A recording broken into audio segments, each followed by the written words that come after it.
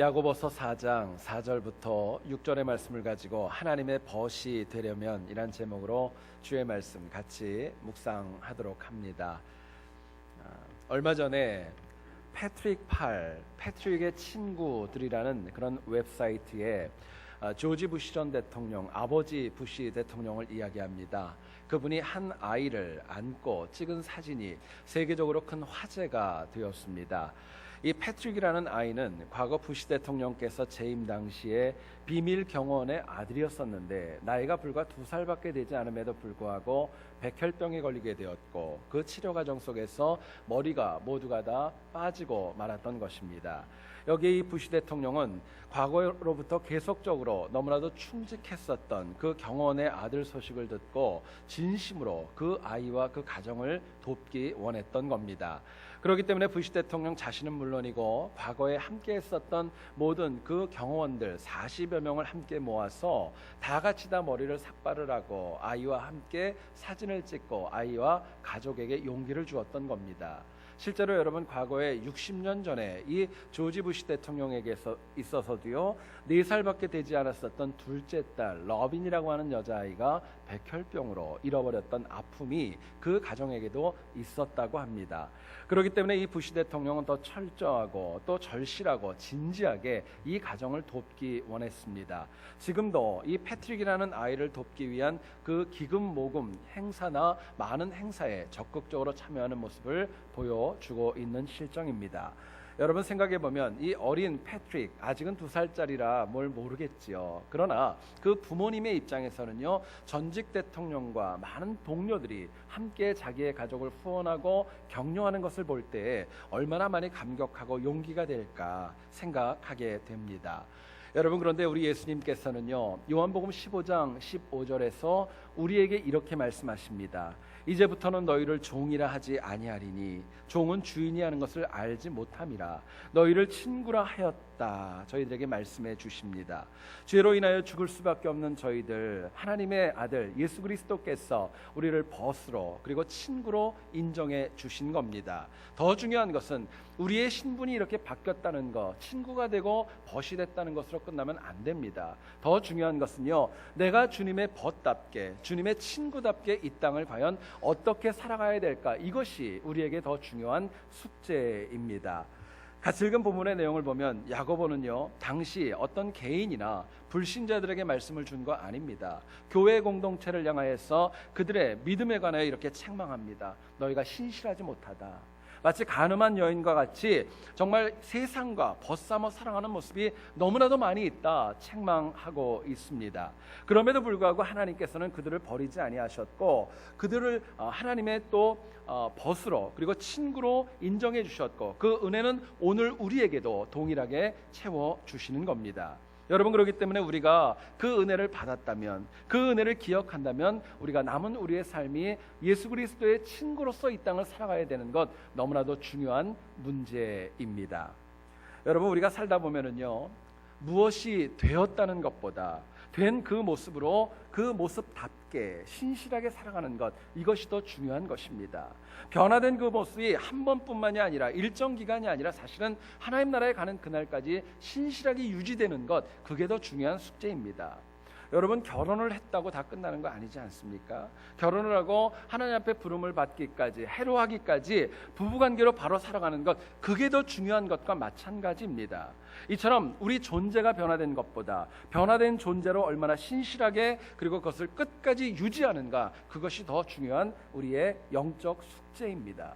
오늘 본문을 통하여서 주님은 저희들에게 죄인 되었던 우리를 내가 너희를 내 친구로 할 거야, 너희가 내 벗이야 말씀하십니다. 우리가 주님의 친구와 벗이 되려면 과연 어떻게 무슨 삶을 가지고 살아가야 될까, 하나님이 주시는 메시지를 같이 한번 나누어 보기를 소원합니다. 첫 번째로 생각할 것은요 우리가 하나님의 벗으로 살려면은요 두 마음을 품지 말아야 됩니다. 영적으로 두 마음을 가지고 살아가는 것 하나님의 벗이라고 할 수 없다는 것입니다. 본문 4절의 내용 한번 보시기 원합니다. 제가 4절을 읽죠. 가늠한 여인들아, 세상과 벗된 것이 하나님과 원수됨을 알지 못하느냐? 그런즉 누구든지 세상과 벗이 되고자 하는 자는 스스로 하나님과 원수되는 것이니라 말씀합니다. 여러분, 여기서 쓰인 이 간음이라는 단어, 이것은 어떤 때 쓰는 단어입니까? 이미 배우자가 있음에도 불구하고 다른 이성과 부적절한 그런 관계를 맺은 경우에 쓰이는 좋지 않은 용어입니다.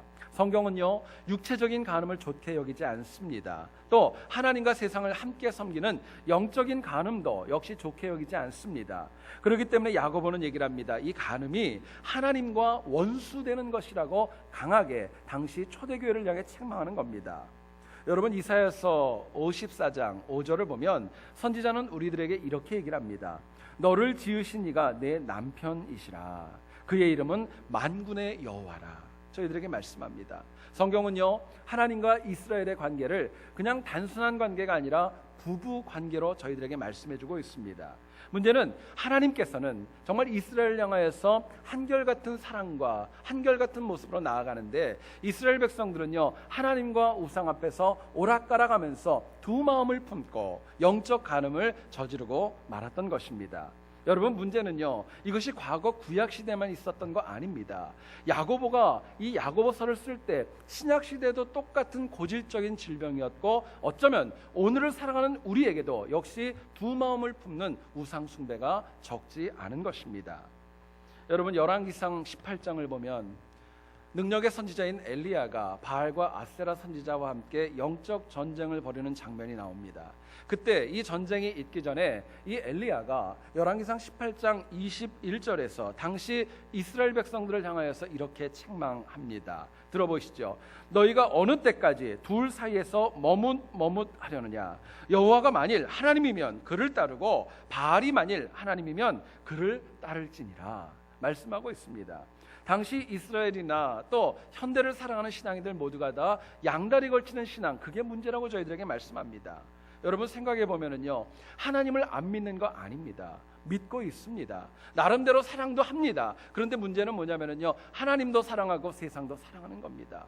하나의 마음으로 집중되어지지 않고 마음이 이것과 저것으로 분산되어져 있다는 데에 문제가 있는 것입니다. 그렇기 때문에 우리를 벗으로 하나님 인정해 주셨는데 벗답지 못하게 살아가고 있는 것입니다. 자, 그렇다면 우리가 하나님의 친구, 하나님의 벗이 되었기 때문에 그 두 마음을 품지 않으려면 어떻게 살아가야 될까? 저희들이 묻게 됩니다. 본문은 저희들에게 이렇게 도전합니다. 우리가 항상 바른 선택을 할 때, 지혜로운 선택을 할 때 우리가 두 마음을 품지 않고 하나님께만 집중할 수 있고, 그래야 하나님의 벗답게 살아갈 수 있다 도전합니다. 4절 말씀 다시 한번 좀 보시지요. 제가 읽습니다. 가늠한 여인들아, 세상과 벗된 것이 하나님과 원수됨을 알지 못하느냐? 그런즉 누구든지 세상과 벗이 되고자 하는 자는 스스로 하나님과 원수되는 것이니라 말씀합니다. 여러분, 가늠한 여인들 같이 하나님도 섬기고 또 세상도 섬겼던 당시 그 교인들을 향해 야고보는 얘기를 합니다. 그들에게는 두 가지의 길이 있었던 겁니다. 하나는 뭐냐면요, 세상에 벗이 되는 길이 있었어요. 그리고 또 하나는 하나님과 원수되는 길이 있었던 겁니다. 이것이 바뀔 수도 있었습니다. 신실한 영혼들은요, 하나님과 벗이 되어지고 세상과 원수되는 길이 있었던 겁니다. 중요한 것은요, 이 두 가지 가운데 하나만 택해야 되는데 바른 선택이 필요하다는 것입니다. 우리가 하나님과 벗되는 삶을 원한다면요, 올바른 선택, 세상과 원수되고 하나님과 벗되는 삶을 택하라고 저희들에게 말씀하는 겁니다. 여러분, 우리가 이 땅을 살아갈 때 사람은요, 매 순간, 짧은 순간에도요, 뭔가를 선택하며 살아가야 마땅한 것입니다. 짧은 순간뿐만입니까? 일생 동안 우리의 삶 가운데는요, 선택이라는 그 숙제 앞에 얼마나 많은 어려움이 있는지 모릅니다. 최근에 저희 교회는 대신방 중에 있습니다. 신방을 가다 보면은 가정에서 예배를 드리고 밖에 나가서 식사를 하는 경우들이 참 많이 있습니다. 근데 요즘 들어서 제가 참 힘든 게 있습니다.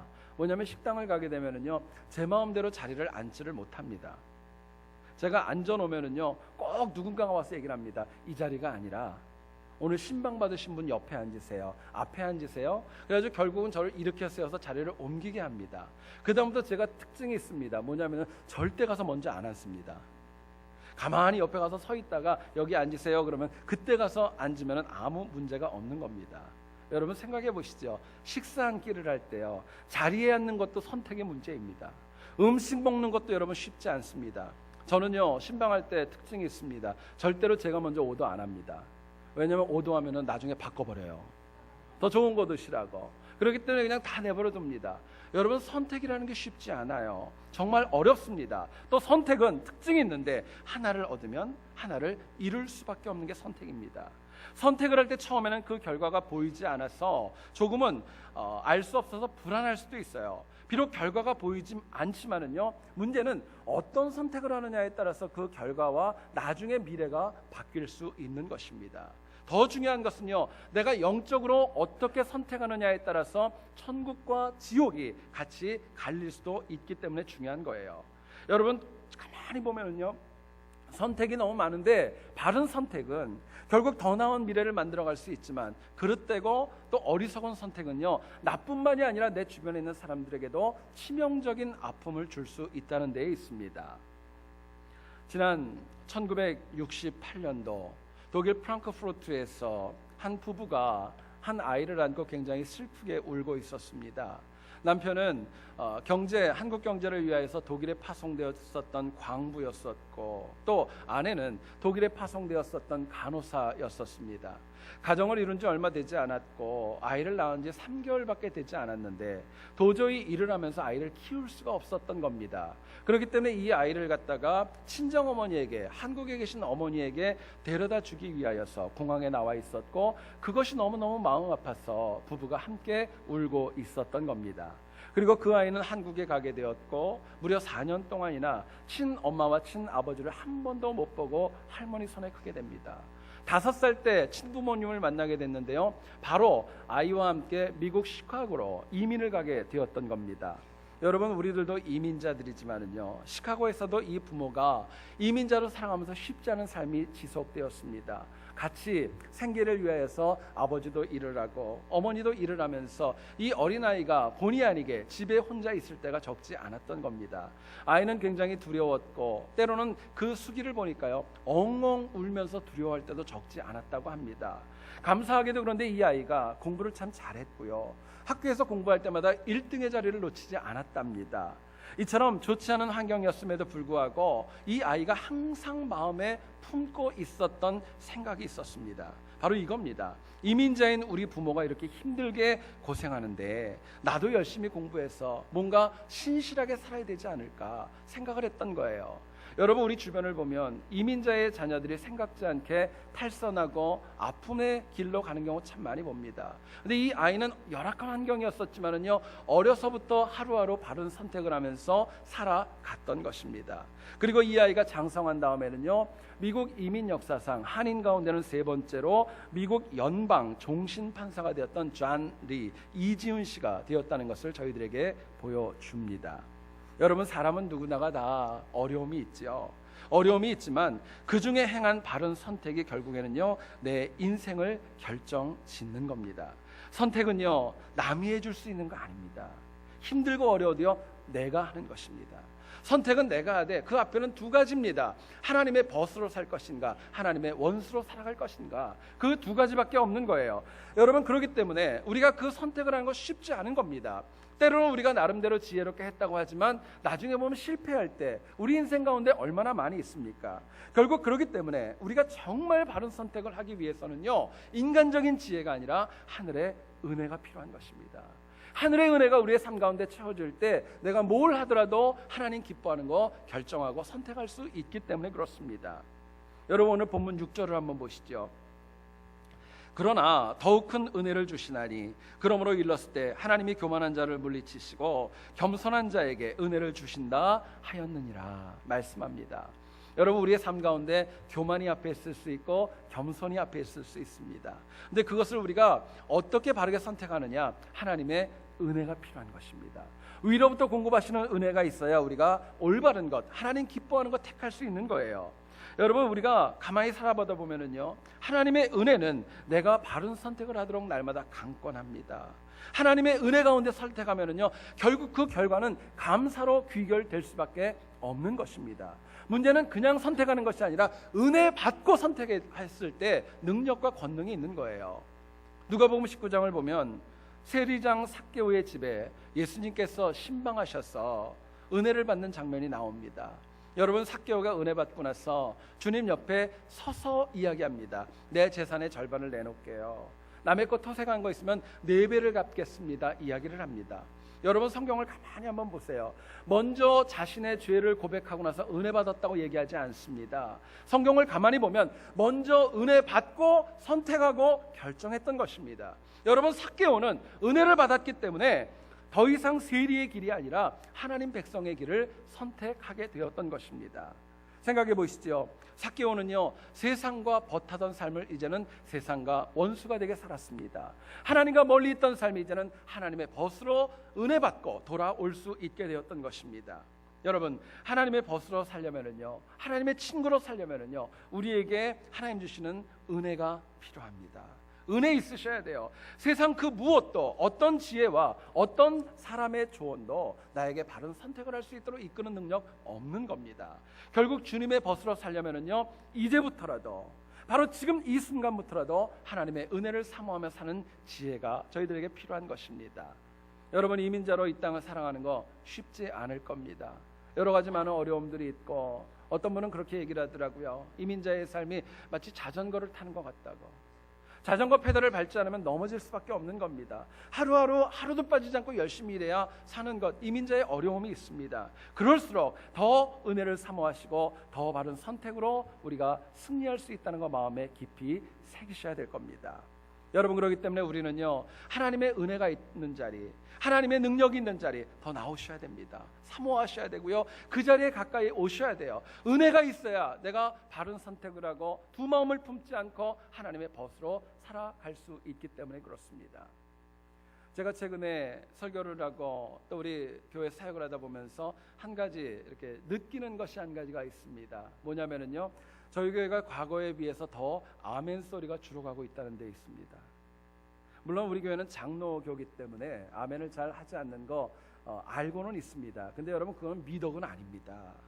미덕은 아니에요. 내 마음에 하나님의 말씀이 오면은요, 아멘하고 받아들이는 겁니다. 아멘으로 선택하는 거예요. 그러나 우리의 삶을 요즘 보면은요, 속으로만 하지 말고요, 바깥으로 화답해서 주신 은혜 놓치지 않을 때 내가 그 은혜로 바른 선택할 수 있는 것입니다. 여러분, 바른 선택은요, 내가 얼마나 하나님의 은혜를 사모하고 내가 얼마나 아멘으로 하나님의 말씀을 받아들였는가와 정비례하는 것입니다. 여러분, 한 주를 살아가실 때도 하늘의 은혜를 사모하시고 바른 선택을 함으로 인하여서 하나님의 벗답게 승리하는 한 주간 될 수 있기를 주님의 이름으로 축원드립니다. 두 번째로 생각할 것은요, 깜짝 놀랐어요. 여기서 너무 크셔가지고. 두 번째입니다. 하나님의 벗으로 살아가시려면은요, 시기하기까지 나를 사랑하시는 하나님 사랑 아셔야 됩니다. 하나님의 사랑을 내가 알아야, 그래야 내가 이 땅을 하나님의 친구로 벗으로 살아가는 것입니다. 본문 5절을 보시면은요, 성령이 시기하기까지 사모하신다 저희들에게 말씀합니다. 여러분, 사람이 누군가를 깊게 사랑해야 시기도 하고 질투도 하는 것입니다. 만약에요, 전혀 관심이 없고 내가 사랑하지 않는 사람이라면은요, 누구를 사랑하든 말든 시기도 안 하고 질투도 안 하는 것, 이게 인지상정입니다. 성경은 말씀합니다. 하나님이 우리를요, 시기하시기까지, 질투하시기까지 우리 개개인을 사랑하신다고 말씀합니다. 여러분, 우리가 하나님의 벗으로 살려면은요, 이처럼 크고 깊고 넓은 하나님의 사랑을 알아야, 인지해야, 깨달아야 우리가 살아갈 수 있다고 야고보는 도전합니다. 여러분, 하나님께서 우리를 사랑하십니다. 그냥 사랑하시는 거 아닙니다. 내 죄를 사하시기 위해서, 나를 용서하시기 위하여 그분이 이 땅 가운데 그 육신과 똑같이, 우리와 똑같이 되셔서 이 땅에 오셨습니다. 때로는 사역하실 때 보면, 성경을 보면은요, 머리 둘 곳도 없으셨고 먹고 쉴 시간도 없이 말씀을 전하시고 치유하시고 너무나도 많은 사역을 감당해 주셨습니다. 내 모든 죄를 다 주님이 지으시고 십자가에 피까지 흘리시면서 우리에게 영생과 구원을 허락해 주셨습니다. 여러분, 성경의 이야기는 다른 거 아닙니다. 죄로 인하여 죽을 수밖에 없는 저희들 벗으로 삼기 위한 하나님의 사랑 고백입니다. 하나님의 사랑의 이야기가 바로 성경의 복음으로 나타나는 것입니다. 문제는요, 그럼에도 불구하고 때로는 저희들이 연약하고 부족하여서 나를 그만큼 사랑하시는 하나님의 사랑에 관하여 무지하고 반응하지 못하고 결국에는 도망가는 경우도, 외면하는 경우도 우리들 주변에 너무나도 많이 있음이 문제입니다. 여러분, 사랑은요, 알아줘야 사랑입니다. 혼자 하는 것은 사랑 아니죠. 어떤 굉장히 무뚝뚝한 남자분이 있었답니다. 이분이 지인에게 사이다, 한국 사이다 아시죠? 사이다라는 단어를 가지고 삼행시를 듣고 나서 굉장히 큰 은혜를 받게 되었습니다. 사랑해 오직 그대만을. 이 생명을 다하도록 사랑해. 다시 태어나도 당신만을 사랑해. 들어보니까 너무너무 고마운 거예요. 그 말이 은혜가 됐습니다. 그래가지고 오늘 밤에 집에 가서 한 번도 내가 사랑 고백을 안 했는데 오늘은 우리 아내에게 이 고백을 해야지. 그리고 마음을 먹고 집에 왔습니다.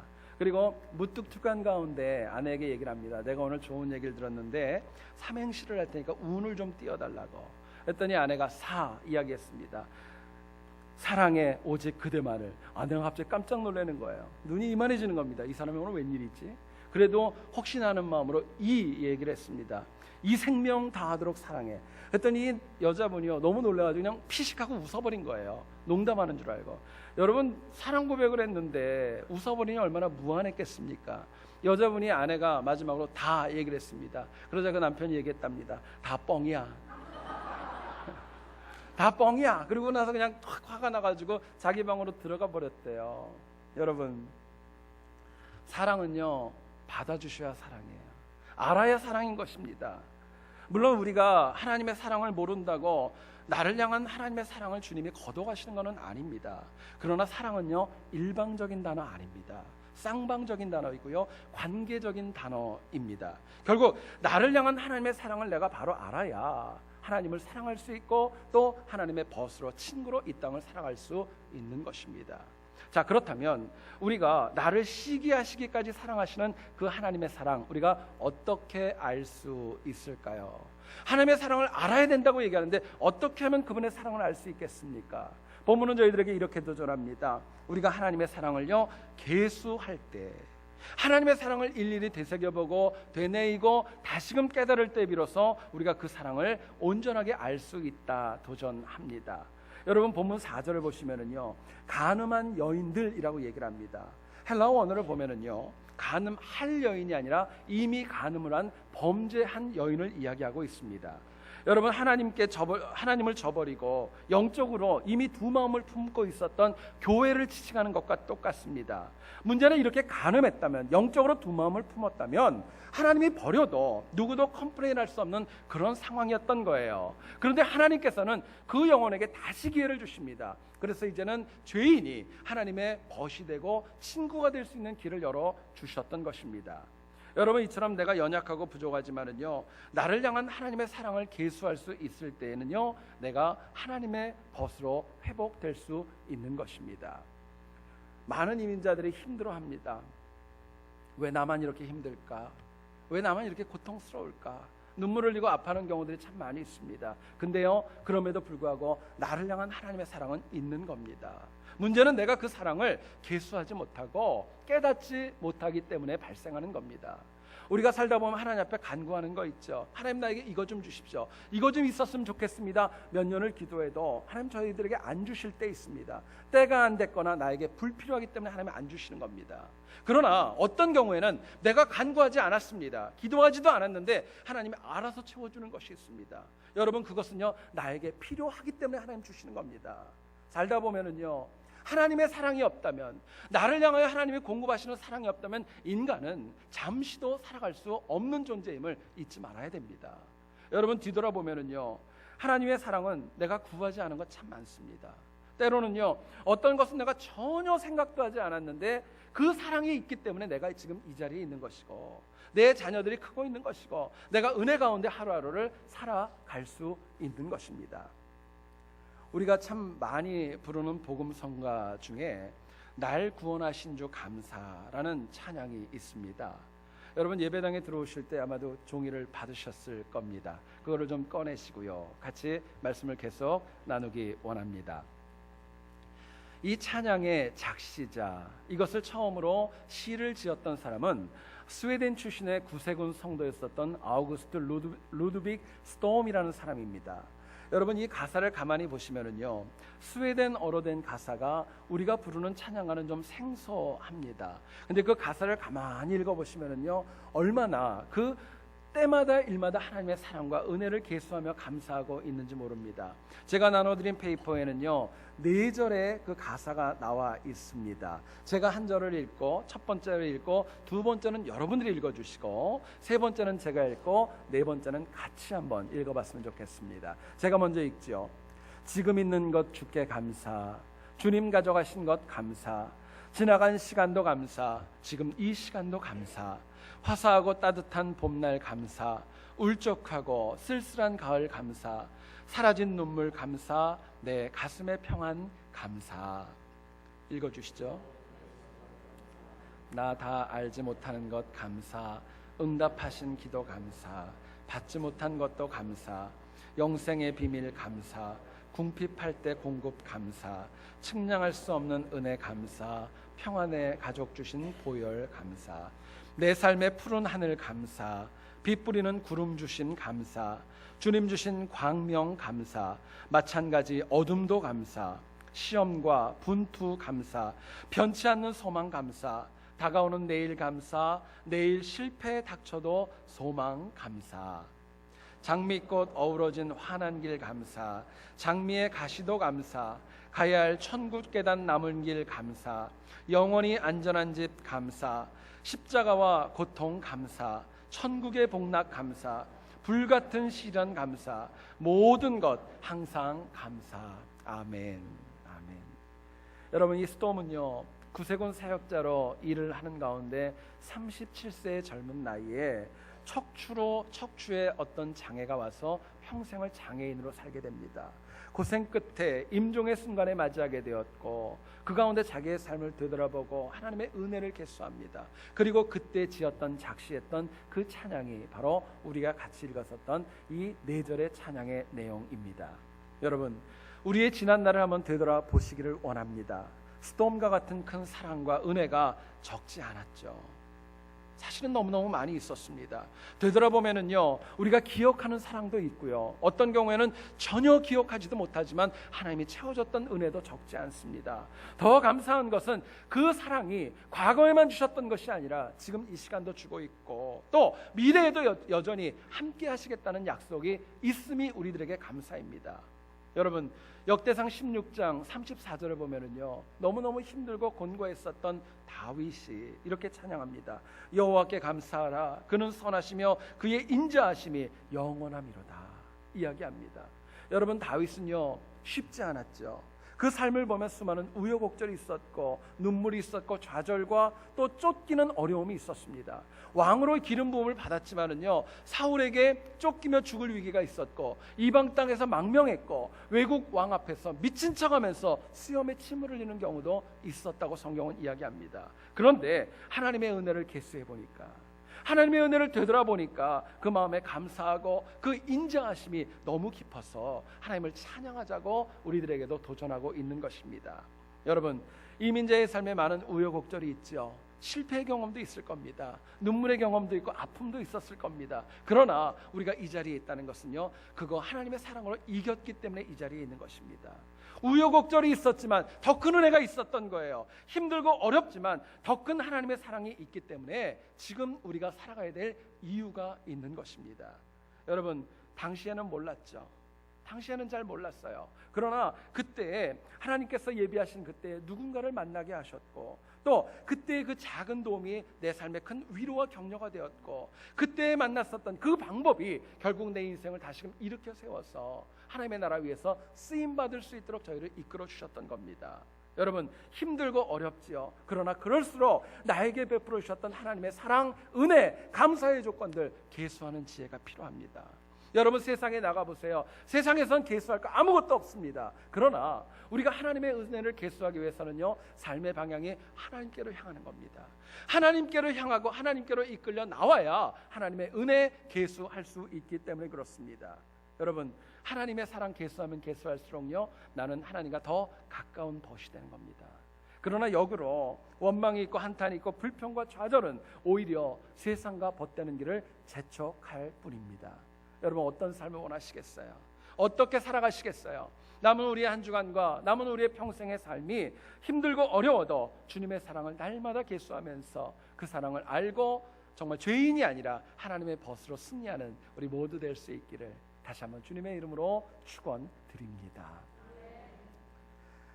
여러분, 운전을 할 때 제가 입은 이 성직자 가운을 입고 셔츠를 입고 운전을 하다 보면 참 많이 조심스럽습니다.